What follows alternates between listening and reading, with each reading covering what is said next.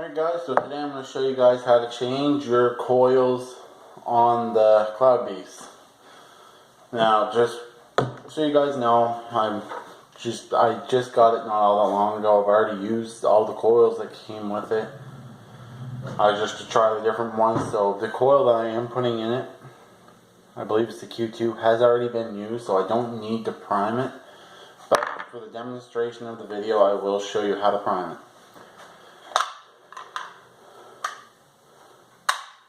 So first of all, you take it.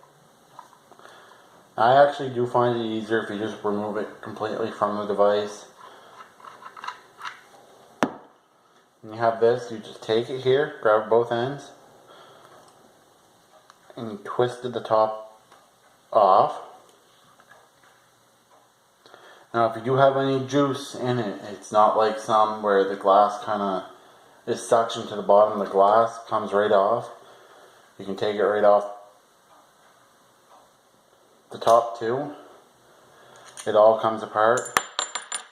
Don't break the glass. Now you're left with the coil. Now, you just untwist your coil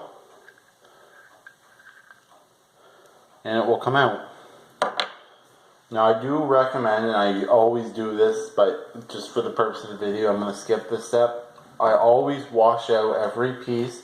So I'll wash this out, I wash this out, and I rinse my glass off. I'll dry them, and I'll let them air dry for 10 minutes. Just because electricity and water do not mix.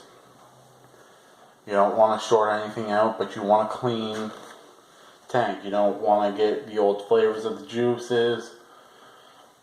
And just clean is better. So the next thing you do is you take your new coil, you put it in the bottom half, screw it in. Make sure it's tight. Sometimes it'll feel tight, but it won't be. Now you take your new juice that you want to put in it, and you want to get inside here with the cotton.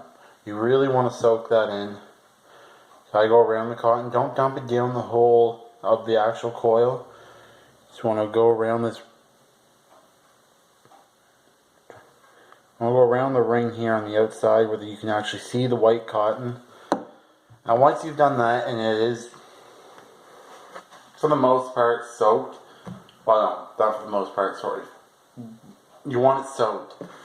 You might even get a little bit coming out of the air holes in the end, but that's just an easy clean at the end. And you take your glass, you stick it back on, take the top, and you screw it in. It screws into the actual top of the coil.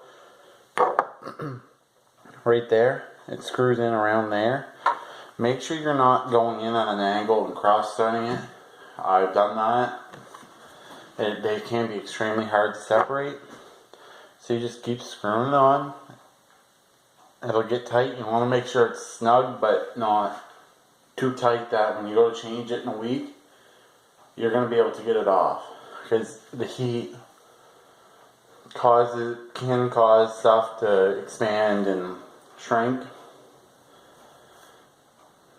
And it may be a little harder. I always find they are a little harder to loosen after they've been on for a while. So the next thing I do is I'll check the specs on the coil. They are written right on it. Like this one here, I believe it's the Q2. It's good between 50 and 180 watts. But I always keep them in the range where it says best, 90 and 150. So before I even put that back on, to avoid any kind of damage to my coils, I'll adjust my watts. Now I usually go below, well below, the lowest best setting. So I'm going to start mine off at 65 here. I'm going to screw it back in. Now because this coil's already been broken in, I've already broken in right. You don't need to, I'm just going to show you and explain what I'm doing, but I'm not actually going to do all the full steps. The next thing you want to do is you want to twist your cap off like you normally would, and then you just want to Fill your tank with juice.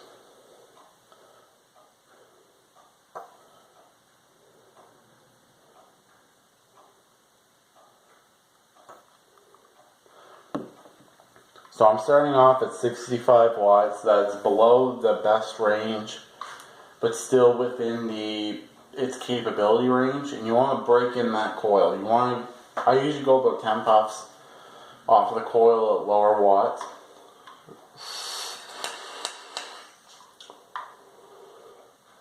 You're not going to get a whole lot of vapor coming off it, and you will get spit back and crackles. It's burning off the excess juice that you got inside of it. Now, I just gotta go and change my ohms real quick.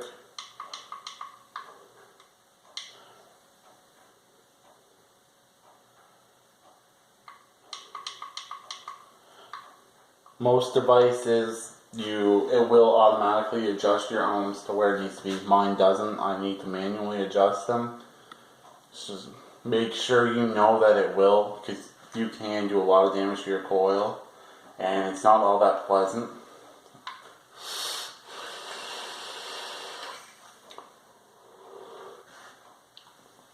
Now, I always give it a little blow in before. It's going to spit out that extra or excess juice out the air holes, and it's avoiding it coming back up into your mouth. I find that one only had a little bit. I'll just wipe it off here. So now that you've done your initial 10, crank it up to the lowest best. So my lowest best is 90 watts.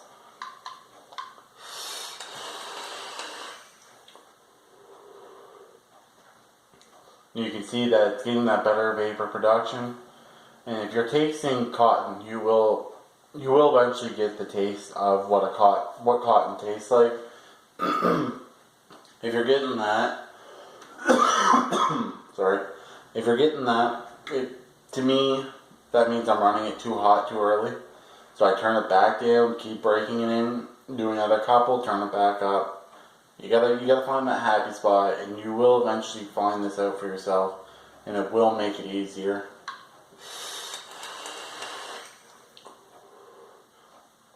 So now that we've done that another 10 times, keep turning it up in small increments. I'd say about 10 to 15 watts, just because these coils do handle a lot of watts.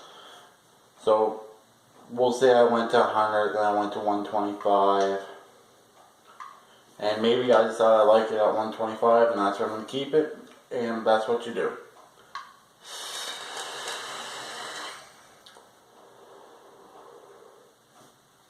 It's just finding that happy medium. Eventually you will find it, and you will enjoy it, but don't be scared to play around with the watts. These things can handle more than what they say they are best for. Your coils may not last as long, or you'll get a lot of spit back if you're too low, or I don't know what really happens if you go too low. I've never really done that.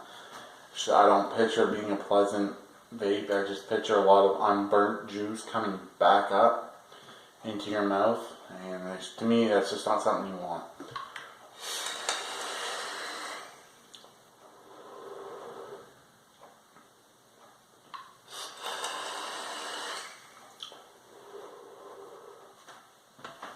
Now that's where I find it comfortable for me.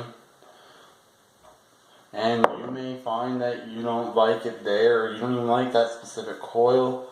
You gotta find the coil you like, the wattage you like, and what works best for your device and your tank to get it prepped.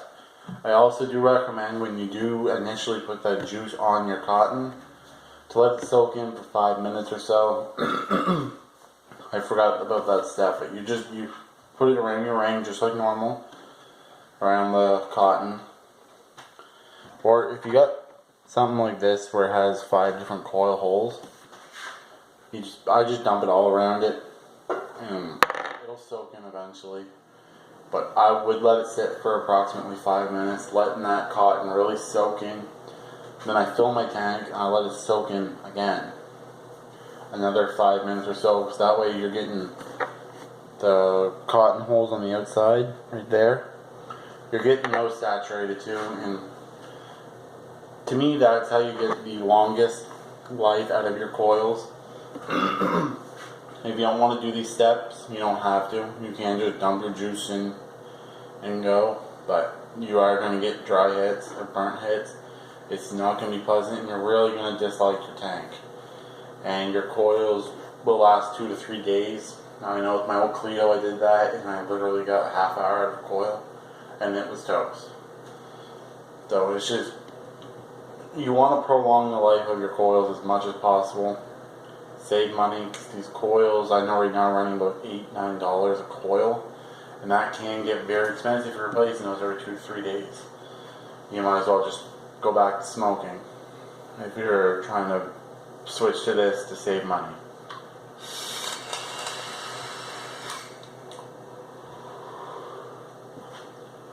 So anyways guys, keep posted for new videos. I'll try to get as many new videos as I can in on a daily basis, but with work and stuff it's not always possible to do a video. But anyways guys, have a good one, and I hope you enjoyed it.